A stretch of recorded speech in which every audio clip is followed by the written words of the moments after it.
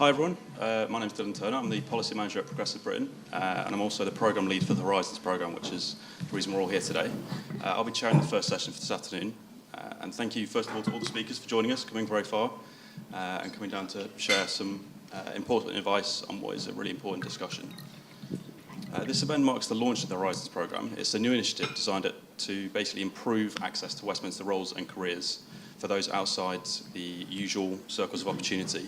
The key to the programme is essentially to bring the Westminster insiders, who you see all here, and those with industry knowledge, bring them to you so they can share their advice and wisdom.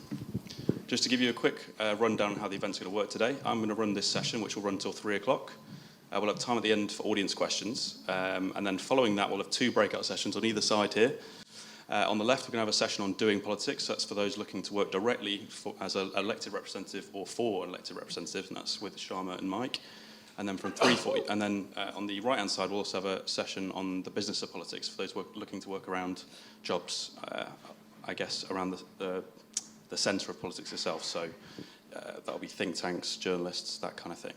And at 3:45, we're going to have time for drinks and snacks, which will be provided here in the main room. And speakers or attendees are welcome and encouraged to have a chat.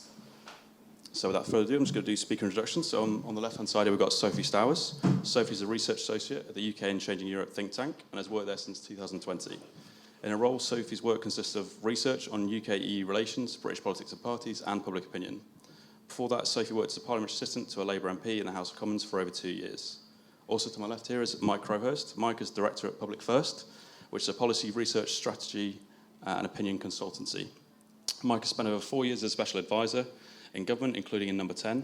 Previous to that, Mike was a Director of Education at the New Schools Network, overseeing support for free schools across the country, and was also a qualified teacher.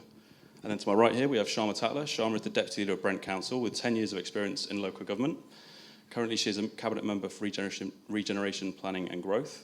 Sharma is also the co-chair of Labour to Win, a campaigning organisation within the Labour Party that provides support to Labour parliamentary candidates. Sharma started a career as a teacher and then entered politics after the 2010 general election. And then also to my right is Gaby Hinsliff. Gaby is a journalist, writer and columnist with over 17 years of experience covering British politics and public policy. She is currently a columnist and feature writer for The Guardian. Gaby has worked for numerous other publications, including The Times, The Observer and Daily Mail. And then finally on the right here, we have Steve Race. So Steve is the Labour parliamentary candidate for Exeter here and has worked in Parliament for the current MP, Ben Bradshaw, as a senior parliamentary researcher. Steve has also had a successful career in policy communications, corporate strategy and public affairs at McKesson UK, Associate Director at Teneo, and as a Senior Director at BCW Global. So with all that being said, I'm now going to throw out the first question to all our panellists, starting with you, Steve, if that's all right. Basically, how did you get started? What were the first steps you took in the world of politics? And what was your experience like? Thank you. This is working. Brilliant. Hello, everyone. Thanks very much for joining us this afternoon. Thanks to those who have travelled to come over as well. So really nice to see you in great crowds. Thanks a lot. As I said, my name's Steve. I'm the Labour PVC, Labour candidate in Exeter for the next general election. I've been the candidate for just over 2 years now. So I'm desperately wanting the general election to happen as soon as possible. And Rishi's gone and scrubbed my dreams yesterday. I've also, as I said, I've been in consultancy and in-house and private sector roles for less than 14 years as well. So how did I get into it all? A series of mostly fortunate decisions, I think. There was no grand strategy at all. So my family, on both my dad's side and my mum's side, would not have any political conversation in the household at all. And my mum went to the extent that she would turn the lights off and the TV off and sort of hide when she thought someone from a political party was going to come and knock on the door, and she would not answer the door to them at all. So we read the whole Daily Mail for local news, but that was it. And any political conversation in either of my parents' households was absolutely verboten and was deemed to be pretty. So basically just argumentative, not debate. So it's astonishing, really, that I think maybe I sort of took a view that actually was really important. And I think listen, I was sort of 14 when the Labour government came into power in 1997. And there were social issues going on at the time that I was sort of really aware of. So in 1996, there was sort of the Dunblane gun massacre, where obviously quite immediately afterwards, politicians took the decision to ban sort of handguns. When Labour came into power, I sort of saw the difference that made pretty quickly to my school. I went to a very big sort of secondary school, about 1,800 students. And, you know, I remember us sharing our Route Nationale French textbook between sort of three of us, and that sort of changed over time.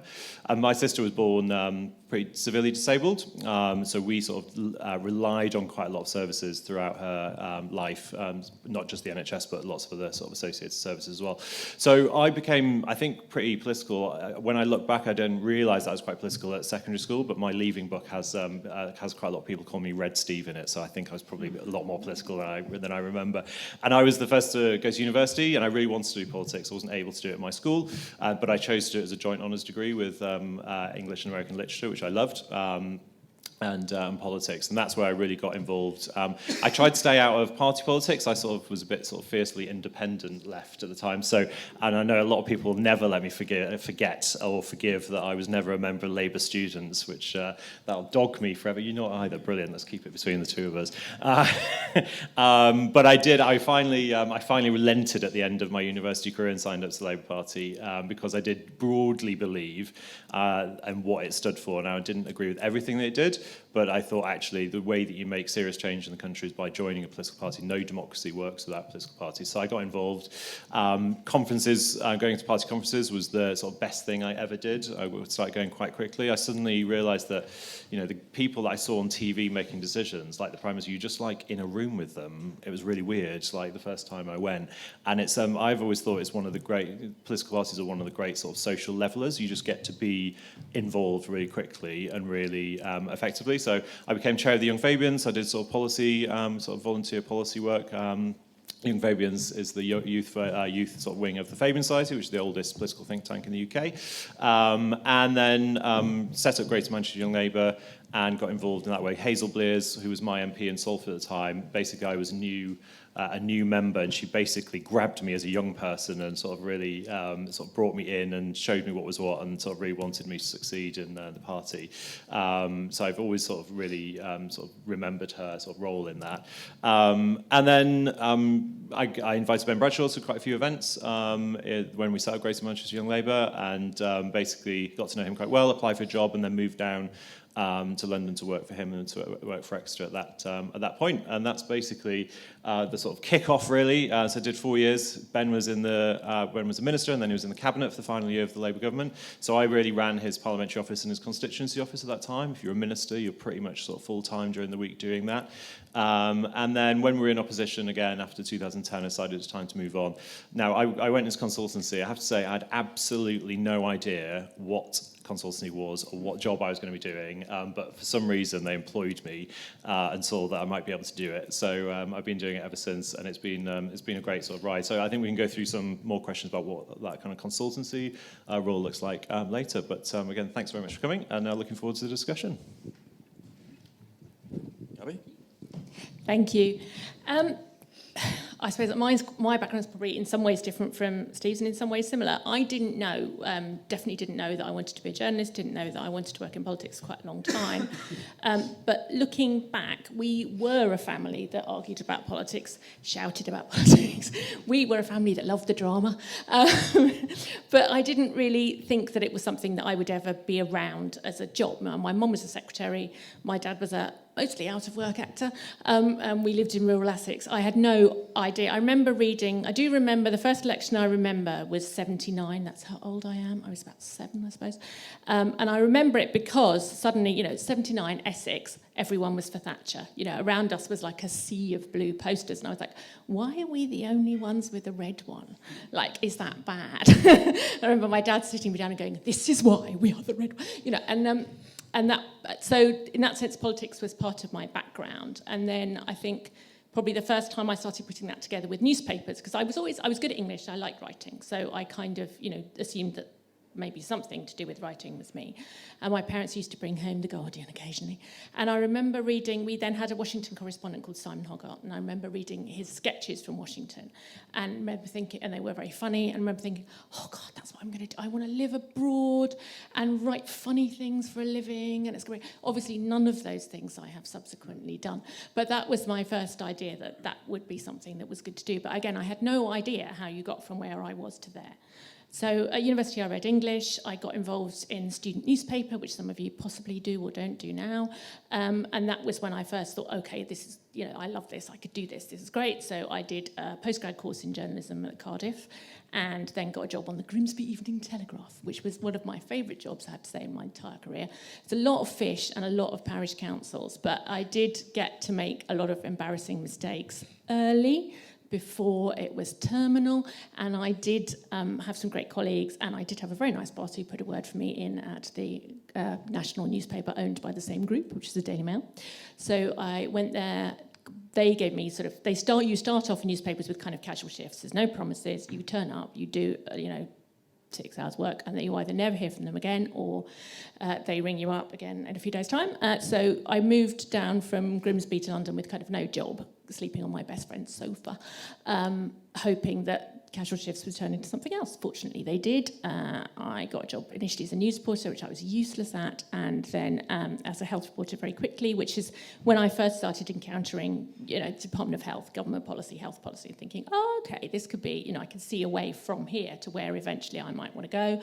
Job came up in the lobby, which I applied for, thinking I won't get it, I'm too young, and I did get it. It was 97. There was a new government coming in, and suddenly there was an advantage to somebody who was a slightly fresh face, because there was huge turnover. Lots of MPs coming in who the existing teams didn't know, and there was a sense then to having someone. There's also my argument to my boss was there was a huge influx of female MPs at that point, and it was useful for them to have a female reporter.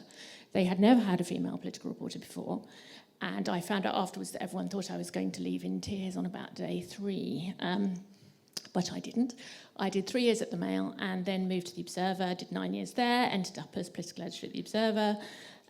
In the middle, well, not in the middle of that, towards the end of that, I had a baby, which made, at the time, not now, I have to point out, made working 60-hour weeks and constantly being on a plane to Kabul or Washington or somewhere quite difficult.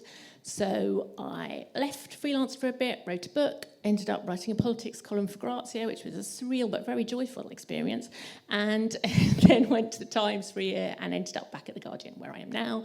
And I write currently about politics quite a lot, but about all sorts of other things as well. I have a fair amount of freedom to range, and I have to say I miss reporting sometimes. I miss, on a busy day when everything's going to ratchet and we're on our sort of 3rd Prime Minister in the year, I miss being in the Commons, live reporting. But on the other hand, I like now having the opportunity to step back and to exercise my judgment a bit more, I suppose, more than I could when everything was unfolding around me.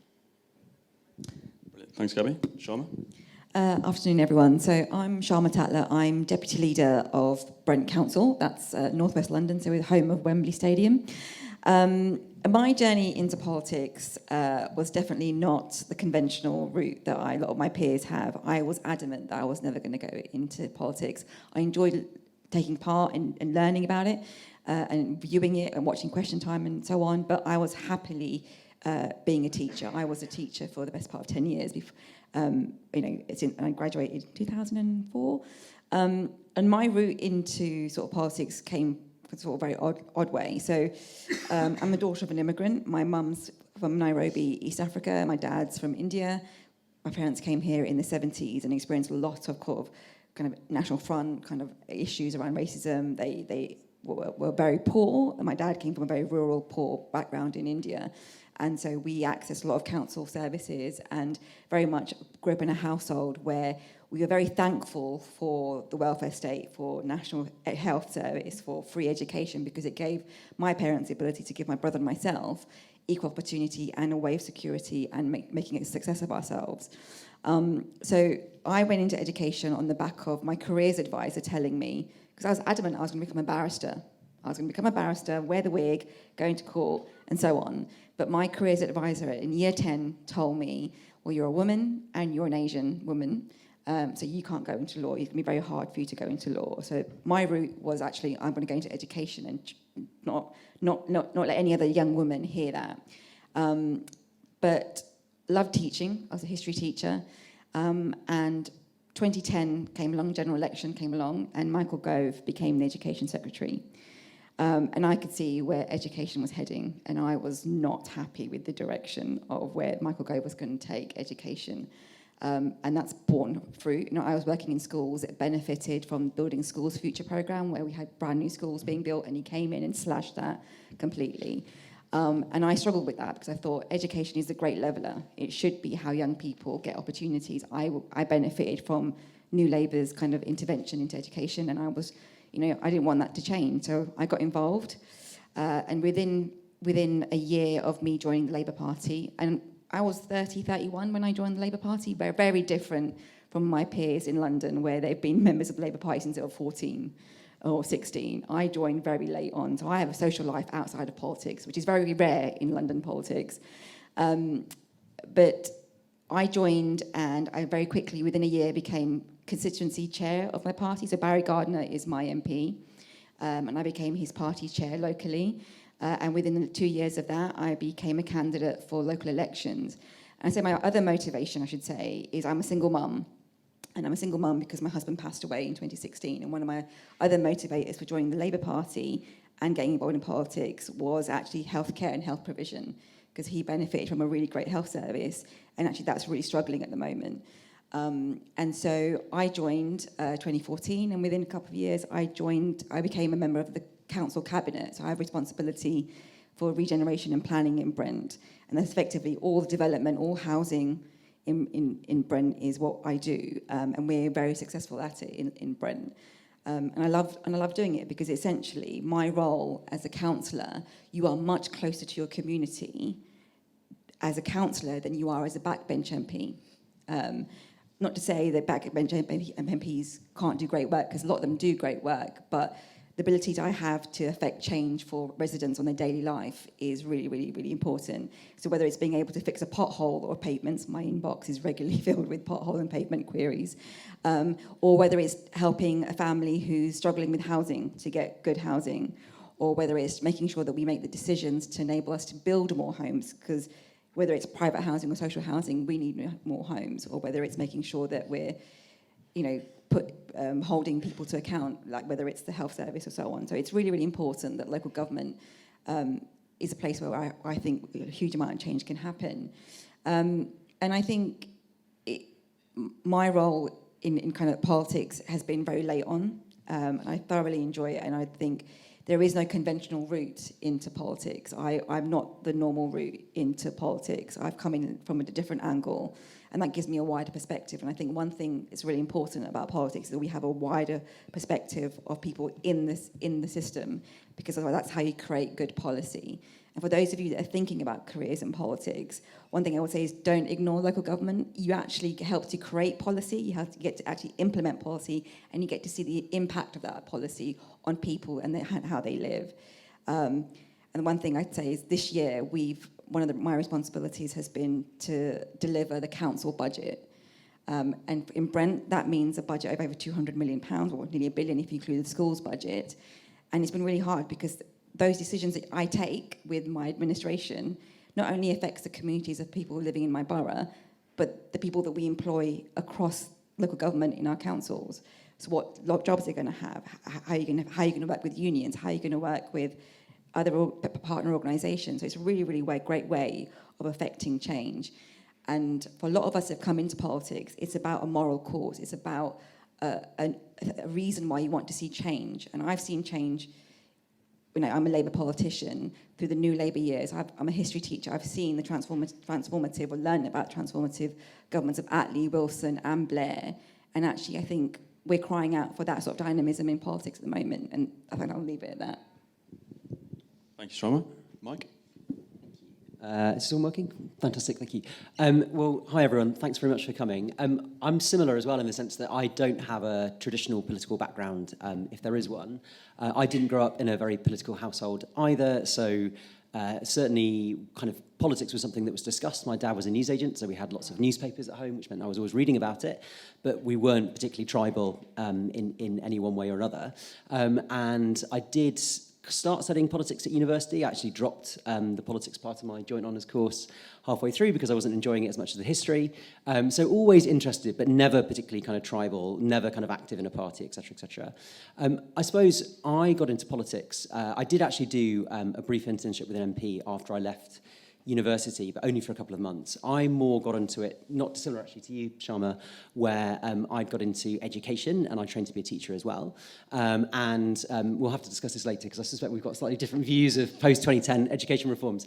But I actually was quite inspired, having taught in a really challenging school right in the middle of Birmingham, where standards were very low, behaviour was very poor, lots of kids were basically being let down quite badly. I was quite inspired by the idea of change post-2010 in terms of how education might work.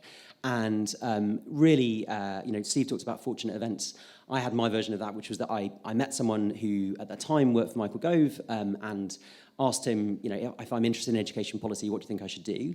He said, go and talk to someone called Rachel Wolfe, who's starting this new think tank called New Schools Network. They're going to help us do the free school policy. So I thought, okay, well, I'll go and do that. And kind of in the summer holidays, kind of in between years teaching, I then went and spent a couple of weeks working for free on this kind of on the beginnings of this new organisation, which I then ended up leaving teaching to go and work for 5 or 6 years. So I worked in education policy on the free school programme, which if you haven't come across it, is something which is still just about existent, but essentially helped create 400 or 500 new schools across the country, mostly started by other schools, but sometimes started by groups of teachers, charities, sort of social entrepreneurs.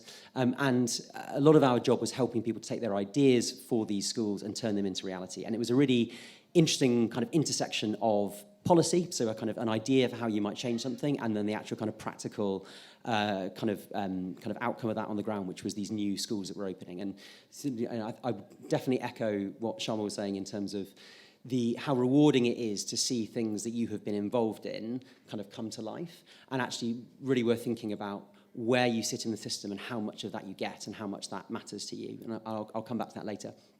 So after 5 or 6 years of working at that, and kind of being lucky enough to be in a place where there was a lot of dynamism, lots of really interesting people kind of coming through that organisation, I then went to work in Downing Street for Theresa May, because one of my bosses at NSN was a guy called Nick Timothy, who ended up being Theresa May's head of policy. And again, this is a kind of another fortunate event, really. So I went in and worked in the policy unit, which is the kind of small group of people who work directly for the Prime Minister on policy issues, and I was covering education. Kind of thought I knew a bit about how government worked, actually realised I knew almost nothing about how government worked until I was right in the middle of it. So kind of learned a huge amount about the kind of machinery, I suppose, of government. And that was the kind of, I suppose, the second phase of my kind of political career. So having moved from working on policy on the outside and then started working on the inside, spent 2 years working in Downing Street, spent about 18 months working in the Cabinet Office, first for someone called David Liddington, and then latterly for Oliver Dowden, and then went with Oliver to work in the Culture Department, which is where I was for about another 18 months, working mostly during the COVID pandemic, actually, which was a very interesting time to be around when culture, et cetera, was all kind of collapsing and government really needed to step in and act in some really novel ways, which was definitely interesting to see, but quite challenging. And after 4 years of being a special advisor, so that's the political appointees that work with ministers, and really having a fantastic time being involved in some quite big decisions around everything from telecoms policy to support for the culture sector to changes in education. I had then, by that point, started a family, there was a reshuffle, and it was basically a good time to jump out. So decided to leave, and I think was interested in going and doing something with a bit more kind of impact. I think that, again, coming back to Sharma's point, when you work in the centre of government, you're privileged to be part of some very big decisions, but actually you can feel quite remote from the impact of them, and you're not necessarily kind of that directly seeing some of the things that you're working on. So I was interested in what I would do next, and kind of had the opportunity to go and work again for Rachel, who'd been my first boss at NSN, at the place where I work now, which is Public First. And as you said, Dylan, we're a consultancy that supports people to think about public policy, and in particular, actually, to think about public policy through the lens of what the public think about policy. And that's something which I think is really undervalued in politics. So there's always lots of talk about polls, who's up, who's down. But actually, so many big political decisions or big political debates are really made without much reference to where the public are on policy issues. And often that means that they're quite badly informed and people aren't really thinking enough about either what the public want from policy or how policy might actually end up being implemented and how it might feel to people on the ground. And what we try and do at Public First is connect public opinion a little bit more into the way that public policy is made and people are trying to influence government. So I'll leave it there. Hopefully that's a kind of a good intro, and pass over to Sophie. Thank you, Mike. Sophie? Hello, everyone. I was trying to think actually on the way here about how I sort of got interested in even going into politics in the first place. Because, again, came from a very sort of non-political family. The sort of extent of it was my dad was a teacher and would sort of talk about changes that were happening in teaching, and he was also someone who was a teenager in Liverpool in the 80s, so would rant about Margaret Thatcher at random points of time and just have a bit of a vent about that. And that was sort of the extent of it, really, but I was just really interested in it. You know, did it at school for A-level. My 18th birthday present was my dad took me to London to go and see Prime Minister's Questions, which gives you an idea of how much of a nerd I am. And then, so yeah, went on to go and study at university, got a part-time job in Parliament as a tour guide, so I can give a really good tour of Parliament, just because I was so desperate to sort of get inside and see what that building was like. And then kind of the more I was working there during my studies at university, the more I would see kind of MPs walking around, and I really wanted to be part of that. So just rapidly applied for jobs with MPs who, you know, had no business really giving me a job because I was still full-time at university, just about to start my final year of my studies. And then just luckily out of the blue, an MP called Sharon Hodgson, who's a Labour MP up in Sunderland, gave me a chance and took me on part-time to do some casework, and then just sort of through extenuating circumstances. So, you know, that was sort of during the Brexit indicative vote era. So, you know, the casework caseload was just super busy, and then there was an election in 2019, and then there was COVID, and then she had a shadow ministerial position. So just through kind of things getting busier and busier and busier, the stuff I did sort of grew. So I would help write speeches, I would draft parliamentary questions, as well as doing all that kind of policy casework, prep for all party groups that she worked on as an MP. And just, yeah, my role kind of just naturally expanded over time, and I ended up going full-time after university, and carried on working there for a few years. I then did a master's in European politics. Even though we were just about to actually leave the EU, I thought that was a really good idea. And did a master's in European politics, and then kind of wanted to expand a bit on that. So saw a job advertised with UK and a Change in Europe, which is where I work now, and headed over there. UK and a Change in Europe is a think tank, but it is a bit of a weird one in that we are completely impartial. We're based out of King's College London, and we actually don't really make sort of policy recommendations, as a lot of think tanks generally do. What we actually do is we work with a network of academics across the country, and we aim to sort of take the research that they do in the social sciences, so not just politics, but economics, geography, sociology, law, and try and make their findings less academic, basically, cut out all the jargon and make it really simple and accessible for policymakers. So that's, you know, MPs, councillors and so on, but also journalists. And we conduct a lot of our own research, which is what I do. I'm part of the research team. I actually started as an administrator at UK and a Change in Europe. I was never meant to be a researcher, but again, struck it lucky because of time and circumstances and everything just going a bit manic. Happened to sort of help out with a lot of the research stuff on the side, and then my role just sort of grew. I started off doing a lot of our sort of UK-EU relations type stuff, then through that expanded to British politics, and then we ended up actually doing a project with YouGov and then Public First on some polling, and I kind of got involved with that, and from there that's kind of become my area of speciality is public opinion and surveys and so on, and I've kind of just been trained on the job in a lot of ways in kind of how to do that.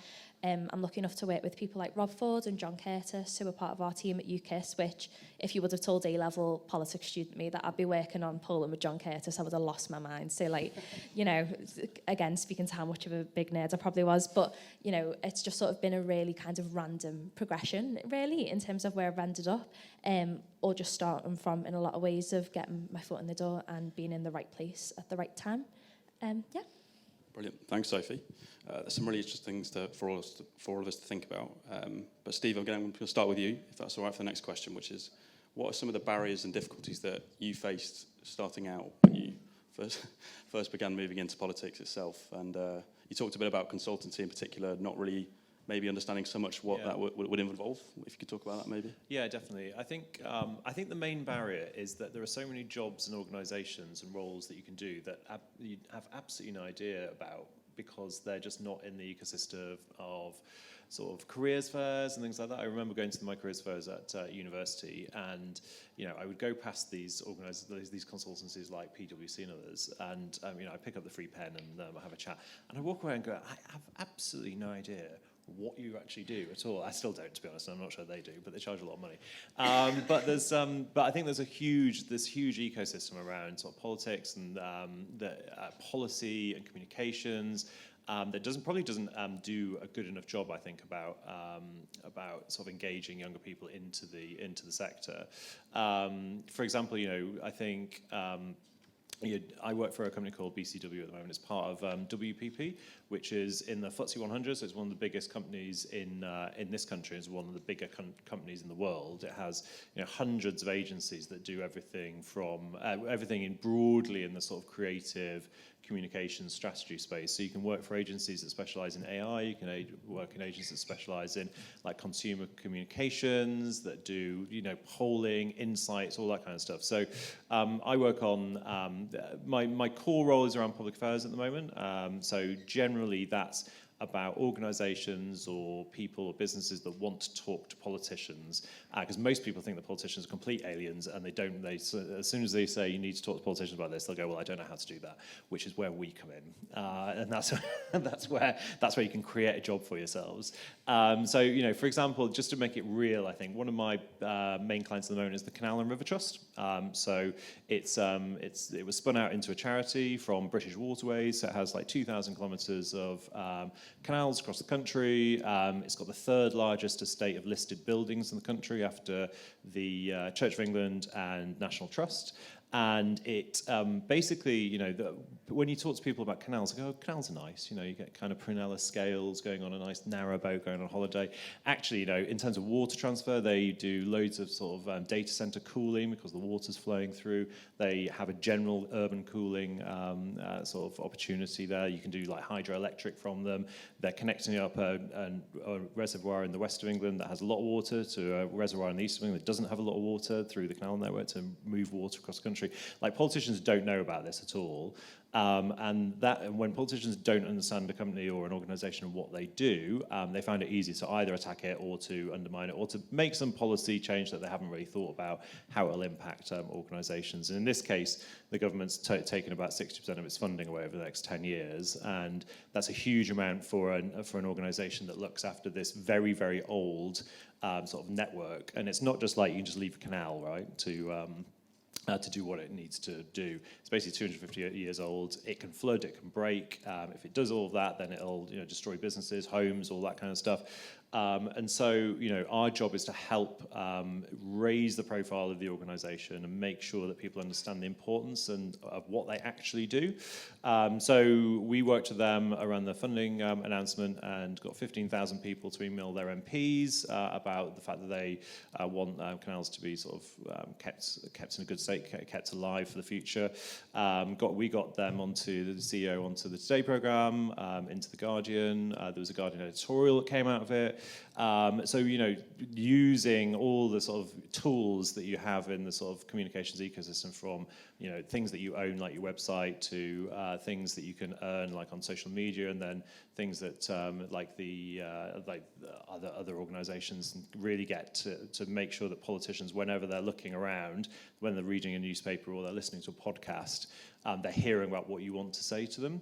And then it's up to, there's, I think, sort of, generally people refer to it as lobbying. In reality, I don't really talk to politicians about any of my clients. Like, I help my clients, like the Canal and River Trust, to work out what they want to say and who to say it to. And then it's their job to go and make the case. And it's up to a politician to make the decision. That's what politicians are there for. So it's equipping politicians with all of the right information that you need. So I think that's one role that I think lots of people don't sort of know about. I interview lots of people for jobs to come into the agency, and they've no idea what they do. But we try and, like me, at that point when I first got the job. So I think it's I think understanding what the opportunities are out there, so think tanks in particular, insights, polling, all that kind of stuff. You'll know Chris Curtis. I first met Chris when he was a student here. He went on to be head of political polling for YouGov, and now he's head of political polling for Opinion as well, two of the biggest sort of polling organisations in the country. He's also a Labour PPC for Milton Keynes. There's huge numbers of jobs, opportunities to get involved in policy, to get involved in comms. And I think generally that the biggest barrier to getting involved is just lack of understanding and lack of people like us going out and telling that story better, I think. Brilliant, thanks, Steve. Gaby, your experience? Yeah, I mean, I think probably the barriers that I face getting into my job I really hope, and I'm mainly talking to women in the room here, sorry boys, but I think the barriers that I faced will be different for you, and I really hope that they'll be different for you. When I started, it was most political reporters, your standard political reporter was a middle-aged man who'd probably been to boarding school with a cabinet minister. And I was not any of those things. And it did take some people a while to adapt. I spent a lot of time being mistaken for a secretary, and I don't think that would happen to you now. I don't think now an MP would ring you your office and when you answered say, can I speak to one of the men? I don't think now that you would see one of your colleagues get fired for getting pregnant. I think all of those things are gone. But I think the barriers that probably face you now are more to do with access to jobs in London, particularly, because obviously if you're working in politics, you're working in Westminster. And when I came down to London, it was not that difficult for me to come down from, I don't want to say that, in my day you could buy a house and have change from a fiver, but it was a lot less expensive to live in London than it is now, and that was really helpful for me. I think the other sort of big barrier, I suppose, excuse me a minute, my main barrier at the moment is I'm going to cough. I've obviously swallowed something wrong. But I think that is something that papers are starting to think about now, and we're starting to think about it in terms of diversity of workforce, how people get their foot in the door. So you'll see internships that are targeted to people from non-traditional backgrounds. You'll see organisations like Presspad, which links up journalists who are starting to work in London with established journalists who've got a spare room, so that you can kind of make that leap to London. So people are trying to do things about those barriers, but they still exist. The other thing is that the routes in have become much more complex. Local newspapers, which is the way a lot of people come in, they don't really exist anymore.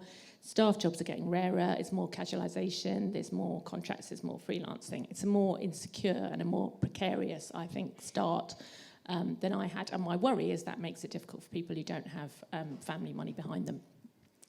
But I've now thoroughly depressed you all. So I think the industry is doing something and could do more to get around some of those barriers for people, but I don't want you to put you off. And I also say, think about things like media organisations that are not based in London. Channel 4 is in Leeds now, BBC's in Salford. There's a lot going on around Manchester, particularly regional mayors give you an opportunity to write about politics in a way that if you look at the career of someone like Jen Williams at the FT, who started out in Manchester, stayed in Manchester for a very long time, reporting Manchester politics, getting inside that kind of anti-Burnham operation at a time when, he was starting to become a national figure. There are much more opportunities now for interesting out-of-London political reporting than there were before, and I think that's definitely something to think about as well. Sharma? Yeah, thanks. So barriers into my role, which is sort of an elected representative role, there are several facets on this. So I think the biggest one is around self-confidence and belief about whether you can do the role as an elected representative, particularly if you're a woman. And in all political parties, there is a shortage of women standing for election at all levels of politics, whether it's local, regional, or national. And we're going through our selection processes at the moment in the Labour Party, and actually we are still having not enough women standing, even for seats that are very winnable. There's no shortage of men wanting to stand, which is always the case. So I think it's an element of your own confidence and putting yourself forward. And I've had to learn sort of over time that actually a lot of the barriers to entry are is my own confidence, in the sense that I'm 5'2", so I'm generally the smallest person in the room anyway, but using your elbows sharply to get into places and kind of making your voice heard is really important. So one of the things I would say to anyone who wants to go into politics, whether it's on the periphery and kind of talking about politics or being actually involved in doing politics is your own confidence and your own ability, and not being persistent and making sure that if you've got a reason why you want to get involved, don't take no for an answer, keep going for it. Because actually being elected, you don't have to have any particular qualification. As long as you can communicate and you're passionate about something, getting involved is really, really, it's able to do that. But combating other people's assumptions about yourself, about you, is also really important, and being able to withstand and developing a thicker skin. And I think in the current climate of being an elected representative, there are certain things that can make it very daunting. So social media, for example, I think those of us that are elected or looking to stand, is a particular minefield about how you navigate that sector and navigate that field. And being a woman, I know I'm saying this as a woman, but my perspective is we get it worse than men do. So it's about how you navigate that scene. And some of the structures. So one of the things when I came into politics was structures didn't help those of us that have got other responsibilities at home, whether you've got care responsibilities, whether you've got job responsibilities, if you're a councillor and so on. So one of the things I would say is get involved and make the changes to those structures to enable other people to get involved. So one of the things that we adamantly do in Brent is making sure that meetings where councillors have to be involved are in the evening. So if you're working, you've got the ability to join. We've got, paternity leave pay allowances for those councillors that end up having children whilst they're a councillor, or childcare allowances for those people that need childcare support. So making sure that you're involved in those scenes to make sure that you're changing the structures. I think the other barrier, into entering or delivering things as a local councillor, I'm in a very fortunate position that the last 10 years, I'm one of the few Labour politicians that actually is delivering policy, delivering a manifesto. And I know my MP friends and colleagues, it's frustrating to be in opposition, but I get to deliver stuff. I get to deliver policy. And the one thing that's made it very frustrating is actually having not a Labour government. We're having to battle national policy versus local policy, and how you navigate that as well. And so often I want to build homes because we absolutely need homes, and we've got a massive housing crisis, but there are things in national policy that make it difficult for us. So how do you navigate that if you want to stay in local government? So I think the barriers for me, as much as I think things have moved on for women, I think there's still a way to go in all political parties and all levels of politics. And I think the key thing, my message would be, get involved to make the changes. Don't be afraid to do it. There are plenty of us who will be on your side, will walk with you, will help you, but don't be afraid to do that, because actually we need as many different people coming forward as we can. Thanks, Summer. Thanks, Dylan. I think all the points that have been made so far I would really agree with, and actually on the confidence point that Sharma was making, for me that's something, even though I've not ever been an elected representative, even just as someone kind of working in public policy, I think has definitely been something which I've had to kind of learn to become more confident about, and feeling like you have a right for your opinion to be something that matters. And you should feel like that, because as long as you have really kind of thought it through and kind of done your research, actually you'd be amazed by how often decisions, kind of debates in politics are not particularly well informed, and actually you have absolutely as much right as anyone to have a view on things, but sometimes you need to remind yourself of your own confidence, particularly if you don't come from a background where that's something that has been encouraged, or you've been kind of made to feel that your opinion matters. I think that one of the things that's kind of been important for me in that respect is kind of feeling like you are really secure on a particular issue, or that you have something that really drives you in terms of your motivation, and that can kind of give you that sort of inspiration, that sort of certainty that you know that you are confident in what you're saying. And that's another thing that I think is kind of worth reflecting on, which is that I agree that politics is quite opaque. It's not always obvious kind of what the routes through it are. And I think that one thing that can be quite helpful is to and it can change, but to try and decide what a point of difference might be for you, and to not just be someone who's interested in politics in terms of kind of reading the newspapers, who's up, who's down, that sort of stuff, because lots of people are interested in that way, but actually sort of having something which you really care about, which you're really interested in, whether it's education, the UK's relationship with Europe, polling, understanding the legislative process really, really kind of well, having something which is yours and which is different to just being interested in politics, I think is really kind of helpful for your career, particularly because actually politics in many ways is not that big, and quite often the Venn diagram of people who work in education and are Liberal Democrats, or who are Conservatives who care about industrial strategy, is not that big. And if you can be someone who's kind of got a bit of a reputation in a particular area, you can quite quickly kind of get yourself inside conversations, be eligible for different jobs, etc. But it requires you to think about having something which is a bit more than just following politics and some of the kind of stuff which is actually ultimately a bit ephemeral, and kind of thinking more about something which is a bit harder. And that actually could mean spending time outside of politics. And I think that it's worth thinking about, if you particularly care about education, for example, it's probably better to go and spend some time working in education and then come into politics to do something about it, rather than kind of just seeing politics as your only career through. Thanks, Mike. Sophie? Yeah, I think for me, sort of the biggest initial barrier was just getting my foot in the door that first time. Without getting that first job in Parliament, there's no chance that I will be where I am now, not only because of the job experience, but just because of the amount of people that I met in that job. It was a friend that I met in that job that told me about my current job and so on. So, a lot of it is just getting that initial first break, and when you don't know when to look for that, which I didn't particularly. I was not someone who, even though I'm very into politics, I wasn't really involved in student politics at all or anything like that. I had no clue really where to look, and so it was just getting that first initial break, I think. And once I kind of broke through that one sort of barrier, I felt like I was maybe able to carry myself a little bit more and understand what I had to do to get where I was.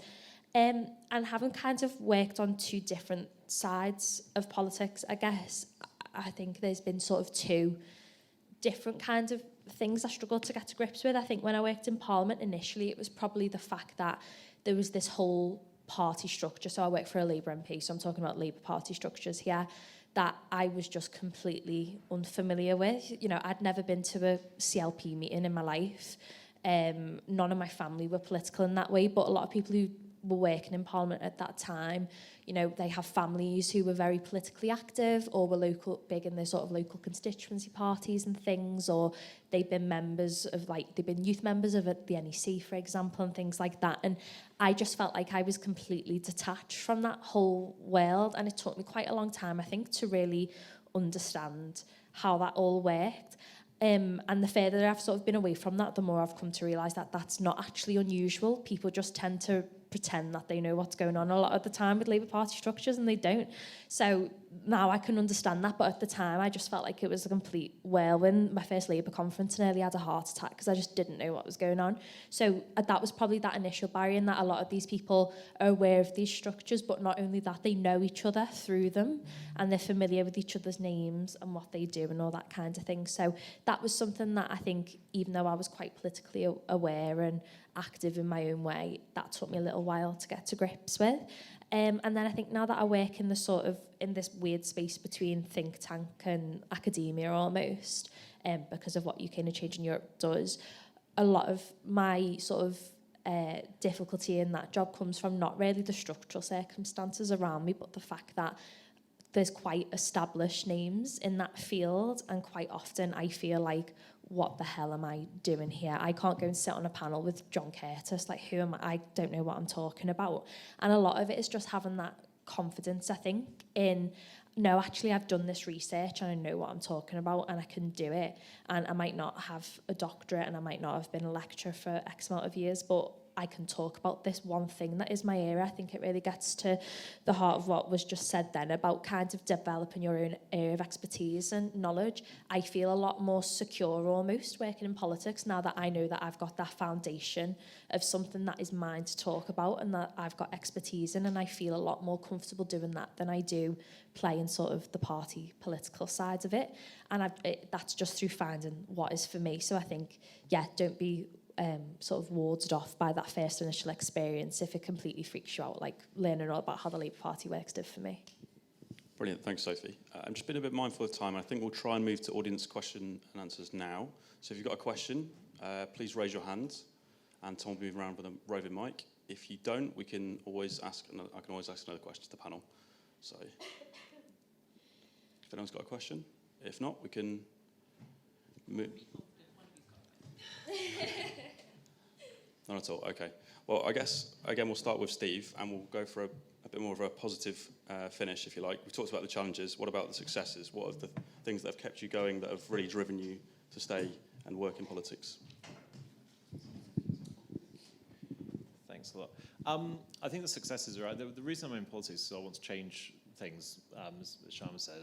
And, we started with me talking about why I was in politics, and then that was sort of 13 years of Labour government, and then without being too partisan, but after 14 years of sort of Tory government, like I'm also a councillor, about to stand down, but over the last 6 years I've seen sort of poverty get worse. I've seen, Sharma, like, we can try and get a pothole fixed, but if there's no money, then we can't get the pothole fixed. And so, we've got in Exeter, there's 100,000 people in Devon and Cornwall who actively are looking to get a dentist, who want to get a dentist. Those are the people that put themselves on the waiting list. And they can't have one because there are no dentists in Exeter and across Devon that are taking on NHS patients, and that's simply because of the way that the contract is set by the government. So it's the government's job to make the dentistry, to make sure that people are able to access a dentist, an NHS dentist, and it just seems completely crazy to me that we've got ourselves in a situation where the buses don't work. You can't get a dentist, you can't get a hospital appointment, or your hospital appointment will be in 3 years' time. And in that time, people are in pain, people aren't working, people aren't doing what they want to do. I just think we can change that, and that's what drives me in politics, and make sure that we can change the country for the better, and make sure that even externally, internationally. I went to Kenya recently with an organisation called United Against Malnutrition and Hunger. So northern Kenya is having one of its worst droughts in its history, so the last four years. The UK has always, over the last 20 years, been a convening power for malnutrition around the world. So when there's a sort of drought coming, when there's a threat of malnutrition somewhere in the world, the UK generally has had the capacity and the insights to sort of convene aid partners and organisations to sort of go in and sort of help that nation state to sort of provide nutrition for the people that need it most. And we just sort of vacated the field on that over the last 2 years. And so the Americans and others are like, well, where's the UK these days? We've pulled back on our international development, so we reduced it from 0.7 to 0.5% of GDP. Within that 0.5, we spend a third of that in the UK on hotels for migrants, because the migrant appeal system isn't working, because all the money's out of that. So these are all political choices that are taken, and so the reason I'm in politics is to take different choices, to take the choices that matter for people that I really care about and want to live sort of better lives. And so I do, you can have a really good impact as a councillor, but my frustration has been that actually I can't have as much of an impact as I want to have, because I'm operating under a national government that doesn't want things to sort of work, or certainly doesn't seem to have the capacity to make them work. And so that's what I think we can change. And I think my advice to you all, I think we'll go on to the sort of tables in a bit maybe, but my advice to you all is just to sort of work out what you believe in, or what you're interested in, and really to get involved and to meet people, because I think politics is all about human capital, about social capital. It's about meeting people, getting out there, taking opportunities like today, and otherwise, and just getting involved, and then just taking an interest in the world around you, working out why are things happening, what's connected, what's sort of driving the things that you are concerned about, or you think are going well. So I think kind of keeping that open mind and sort of working out, constantly asking why, and what you can do to change. Because I think actually, there's loads of stuff. I'm always sort of astonished at the stuff that students at Exeter and the Labour Society get up to. They run their own sort of soup kitchen. One of our students set up a network of food banks over the last 5 years across East Devon, is launching in Exeter as well.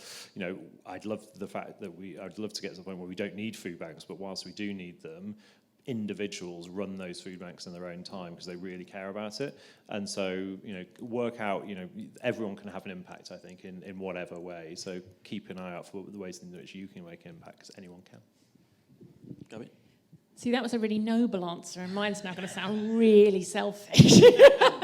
I do my job because, I have my days when it feels like you're wading through treacle, but 99% of the time, I love it so much that I genuinely cannot believe this is work, and I cannot believe that I actually get paid for it and I'm allowed to pretend it's a job. I mean, I am extremely nosy. I am very easily bored.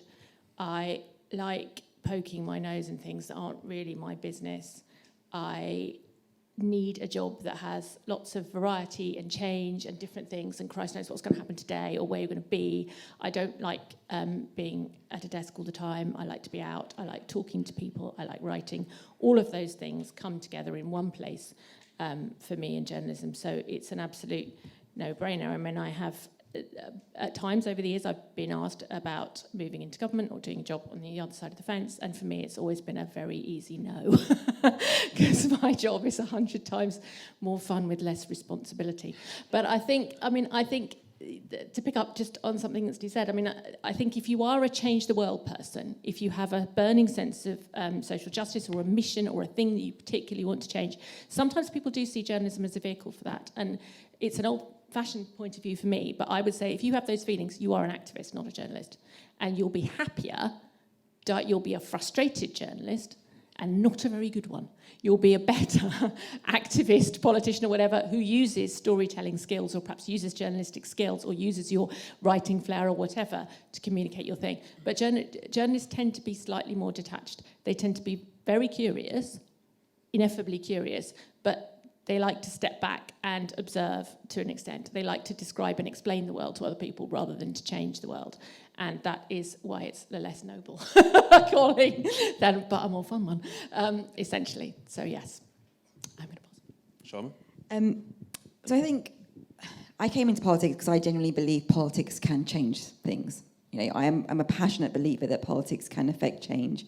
And I'm not one of those people that subscribe to the idea that all politicians are the same, because we're not. And we've all come into this for different reasons. And I think on a policy scale, things that I think have been really successful for me and my administration, and is what I've been able to do as a local councillor.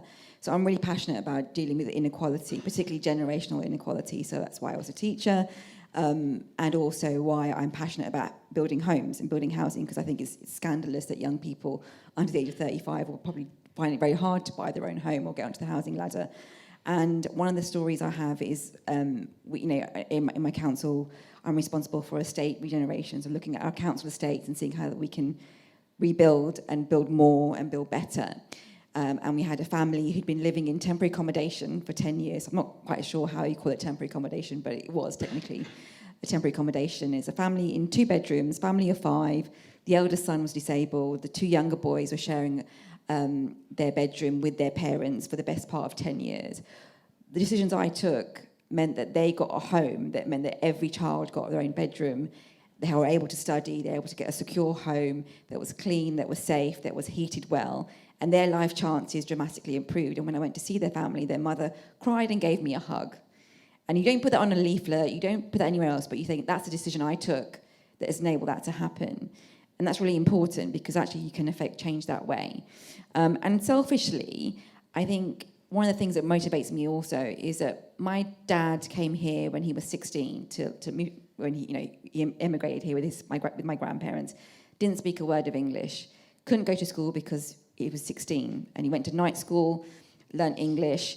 He ran, he's now got a business and he's able to run it well. My brother runs that business, but for him to see his daughter, who came when he came here with nothing, to now being effectively a lawmaker or part of a legislative process, is massively a sense of pride for him, because it shows a journey of how his story has got better. So selfishly, I'm like, my dad's really proud of me because I'm able to make these decisions and affect change. So they're the 2 things I think. You can really affect change on a really micro level for an individual family, but on a personal level, my dad's really proud of me. Thanks, Sharma. Mike? Thanks, Dylan. I don't know if I've got loads to add, really, because I think I would fall somewhere between the 2 camps. In many ways, I'm like Gaby. I like kind of, having a job where sometimes you have to pinch yourself to remind yourself that actually, as you said, you are being paid to do this, and you're kind of privileged to be involved in some very interesting things. I think it's important that all people who work in politics do keep reminding themselves, though, that actually it is a privilege to be involved in it, and actually it does matter. I've done lots of things kind of in government and elsewhere. Some I've cared about more than others, but all of them do make a real difference. And sometimes you can feel quite a long way from that, and sometimes actually politics itself and the kind of process of politics and the kind of back and forth can sort of slightly blur the fact that decisions you are making or kind of ways in which things are working really will have an impact on people's lives, whether that's kind of how much money they take home, the quality of their public services, all the different things that we've heard about. But I think one of the reasons one thing I guess that has kept me going at times, and also is really worth thinking about when you're kind of at the outset potentially of a political career, is that politics relies on the people who are in it. And we've all talked today about coming from different sorts of backgrounds, including some underrepresented ones, and maybe you feel that applies to you too. I think it's really important that we have people from lots of different perspectives and backgrounds involved, and actually you have a right to be involved. And if you've got something that you want to achieve, or even if you just feel that more people like you should be involved in the process, I think it's important that you act on that. And whatever that looks like, whether that's kind of being a member of a party, helping to organise things, or actually kind of actually working professionally in politics in whatever different guise, I think politics is better for having that diversity of perspectives, and that is itself a really important motivation. Thanks, mate. Sophie?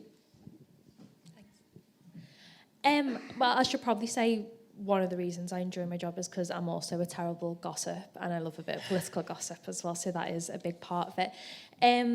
But really it's just, the ability to be able to look into and do research on something every day that I'm genuinely interested in, and that I genuinely feel like, I've got a stake in the outcome of the research. And when you kind of finish a project and you see it being referenced or talked about, or it's quoted somewhere or mentioned in a speech somewhere, it really does make you feel like something you've done is having an impact. And that is, that's just a really nice feeling to have, is the fact that somebody has read your work, and whether they agree with it or not, they're taking note of it and, using it in some of the things that they go on to do. I think that's really important. And as someone who's sort of quite early on still in my career, I felt like over maybe the last 18 months is kind of the time when I've actually started to feel like I'm really getting a bit of a foothold, and kind of I know what I want to do, and people have kind of started knowing what I do a little bit more as well, and kind of what my work is on and what I cover. We had someone ring work the other day saying they've been told about a Scouse girl who does Poland. Can we speak to her? And I was like, oh my God, that's me. So, just sort of people starting to get that pick up of kind of who you are and what you do, and what you like to talk about. And that is quite rewarding, and that it does make it probably feel like the hard work and a lot of the grunt work that you've done is starting to pay off. Brilliant, thanks, Sophie. I think we're now pretty much out of time for this main session, so we're now going to be moving to the breakout areas. So on the left, we're going to have the business of politics. So that'll include Gaby, Steve and Sophie. And on the right, we're going to have doing politics. That's with Sharma and Mike. Finally, I just want to say a big thank you to all my speakers, and if we give them a round of applause for coming today.